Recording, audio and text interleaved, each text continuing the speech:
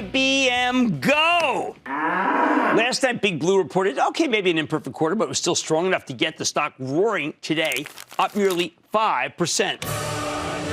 More importantly, I think these results more than vindicate IBM's decision to pay $34 billion for Red Hat, the open-source software company that's become integral to helping other businesses embrace the cloud. Now, you know I've been watching this transaction like a hawk, right, ever since it was announced last October. We even had Ginny Rometty, and CEO of IBM, of course, and Jim Whitehurst, CEO of Red Hat, on the show right after the deal closed earlier this month. As I've told you repeatedly, I am passionate in belief of this merger.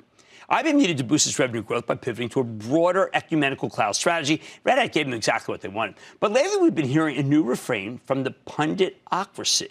Over and over, they tell us that IBM overpaid for the Red Hat acquisition. That $34 billion, a 63% premium versus where the stock had been trading, was too much, and that it's all going to end in tears. My response: wrong! I think the Red Hat deal made a ton of sense, and I'm going to prove it to you. It's not just that about what we saw in the latest quarter. In fact, I'll save that for last because I've been noodling on this idea for quite some time.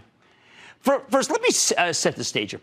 IBM has been stuck in a multi-year stock rut. In 2013, the stock peaked at $215. But then it fell off a cliff. You can see this.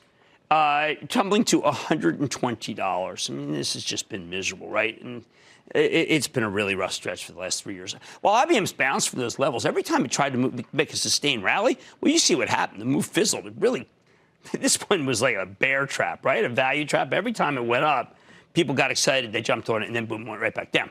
Why? IBM hasn't been able to generate meaningful sales growth since 2011. That's why. I wish I could say the sales stagnated, but from 2012 through 2017, they actually shrank.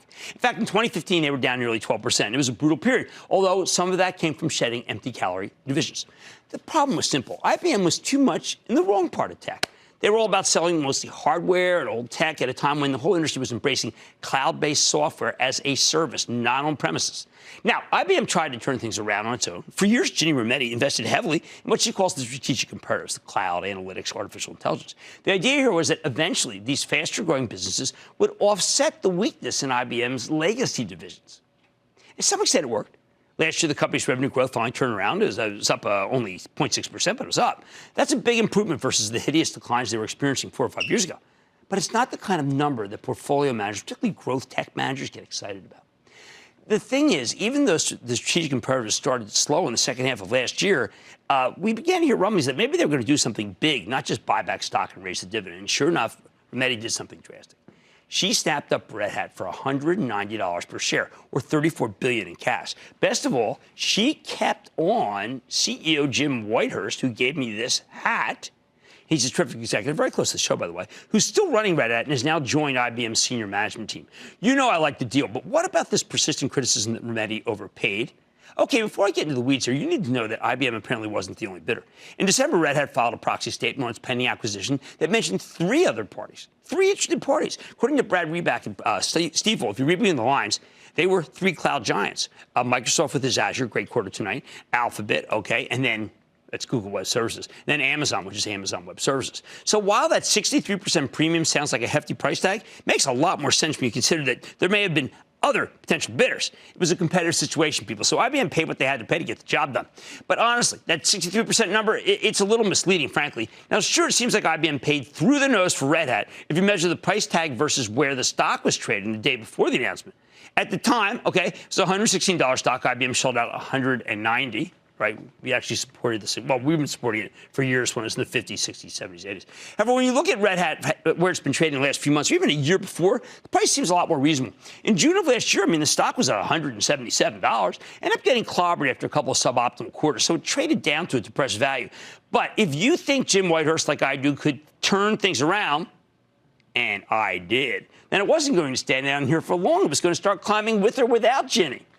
If you take Red Hat's average price over the year before IBM's takeover bid, you know, it's under $142. Compared to that, IBM only paid a 34% premium. In other words, I don't think they overpaid versus what this business was really worth. Then there's the qualitative argument. For years, IBM had been trying to expand into the cloud. Red Hat is a plug-and-play company. It believes that we're still only 20% of the way into the cloud transition, and the next step will involve shifting mission-critical workloads, they're the best at this, to the cloud while optimizing every business process under the sun. IBM wants to be the one-stop shop for managing your hybrid cloud IT infrastructure. Red Hat's going to make that possible. The deal takes IBM from being, let's say, and also ran in the cloud, wouldn't it be really tough, and transform into a major player. What about the quantitative side? Now, this is really important. We spent a lot of time on this, too. If you still think IBM overpaid, just look at how much the cloud stocks have run since the Red Hat deal was announced. This is really important. Remember, Red Hat was one of our original 7 cloud kings, along with Adobe, Salesforce, ServiceNow, Splunk, VMware, and Workday. On average, you know that those cloud kings are up 51% since IBM told us it was buying Red Hat? 51%. If you look at the market capitalizations, they've increased by an average of 54%. ServiceNow was a $30 billion company in late October. It's now a $55 billion company. VMware's going from 47 to 71. Workday's nearly doubled its market cap from 26 billion to 49 billion, while Red Hat, let's just say it didn't go up as much as a lot of these other companies. That compares. And if you look at the valuation on average, the cloud kings are currently selling for 54 times next year's earnings. IBM paid 46 times next year's numbers for Red Hat, okay? If anything, I've got to tell you, based on these comparisons, you could argue that they underpaid for this company. I'm not kidding. Yeah, the company got a great value, especially if they can keep Whitehurst on. Whitehurst's got to have free reign. He gave me the hat, by the way. I always thought it was like Sinatra. All right, maybe not. Finally, there's the quarter IBM just reported. While the company reported a nice earnings beat in the stock rally, there was some real hair on these results. IBM sales came in slightly weaker than expected, down 4.2% year over year. Cloud sales, excluding the mainframe business, were only up 9%. That's down from 16% in the previous year and 18% in 2018. Ouch. Meanwhile, the legacy businesses continue to hemorrhage. Now, Red Hat wasn't included in these numbers, and I think it's crystal clear that they did need to do this deal if they wanted to start growing it. As Lisa Ellis from MoffettNathanson put it in her piece this morning, IBM second quarter 19, just in time. Red Hat enters as cloud growth sputters. The company's had a critical deceleration in the cloud business, even as the other players in the space continue to do just fine.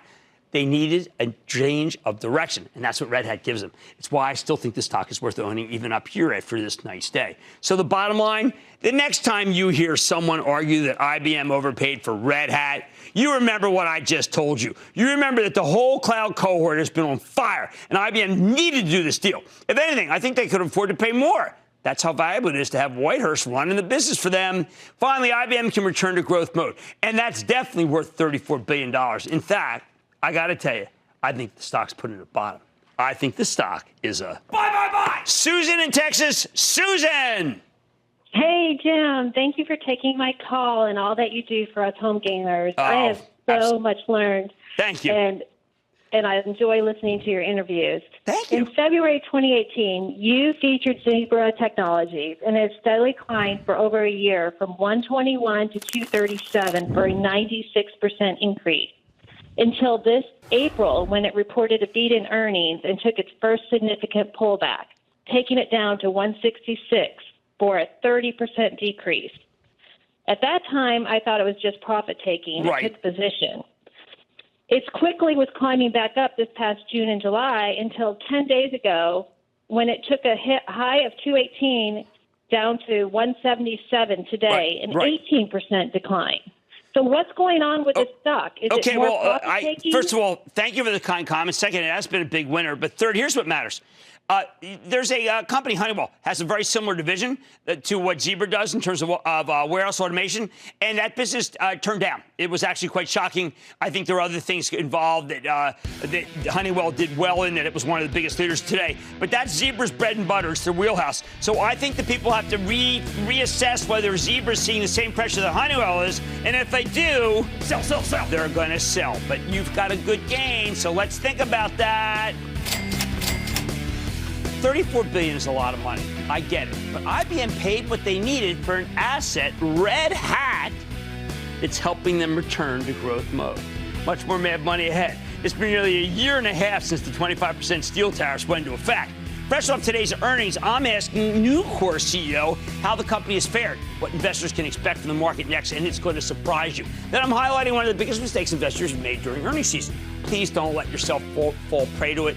all your calls rapid fire in tonight's edition of the Lightning Round. So stay with Cramer. Don't miss a second of Mad Money. Follow @JimCramer on Twitter. Have a question? Tweet Cramer. #MadTweets. Send Jim an email to madmoney@cnbc.com or give us a call at 1-800-743-CNBC. Miss something? Head to madmoney.cnbc.com.